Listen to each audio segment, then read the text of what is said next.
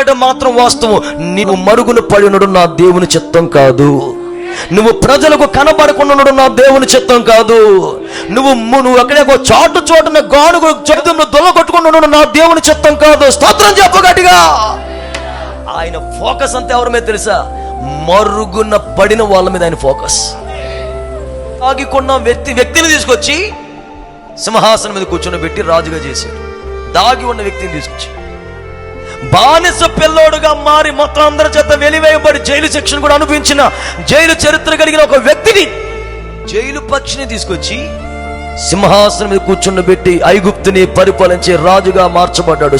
పనికిరాని గొర్రెల దొడ్లో ఉన్న వ్యక్తిని చూసి తల్లిదండ్రులు కూడా ఆఖరిసారిగా పుట్టినవాడు కడసారు అని చెప్పి వాడిని నిర్లక్ష్యం చేస్తే, ఆ నిర్లక్ష్యం చేయబడిన వ్యక్తిని, ఎందుకు పనికిరాని వ్యక్తిని, ఒక దేహదారుఢ్యం కూడా లేని వ్యక్తిని తీసుకొచ్చి ఇశ్రాయేలుకు దీపంగా నిలబెట్టి చక్రవర్తిగా మార్చాడు. దీని ఉద్దేశం ఒకటి, నీవు మరుగున పడకూడదు.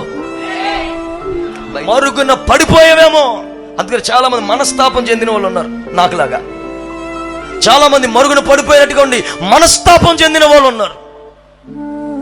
ఎంత చేసినా ఇంతే కదా అన్నట్టుగా బాధ వేదనతో నింపబడిపోయిన వాళ్ళు ఉన్నారు.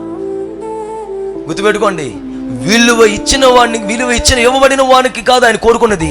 ఎవరైతే విలువ లేకుండా పడి ఉన్నారో, ఎవరైతే కనీసం సొంత బంధువులు కూడా నమ్మకుండా ఉన్నారో, ఎవరైతే వీడి మీద రూపాయి పెట్టడం కూడా అనవసరం దండగా మారి ఖర్చని ఏ బంధువుల చేత కూడా వెలివేయబడినట్టుగా ఉన్నారో, ఎవరు అందరూ వదిలిపెట్టిన వేళ, అందరూ నిరాకరించిన వేళ, అందరూ నమ్మకంతో నీ మీద ఉన్న వేళలో నిన్ను నిలబెట్టి వాడుకొని బలపరిచి పరాక్రమము కలిగిన వాడుగా నిలబెట్టగలిగిన వాడు నజరేయుడు యేసు.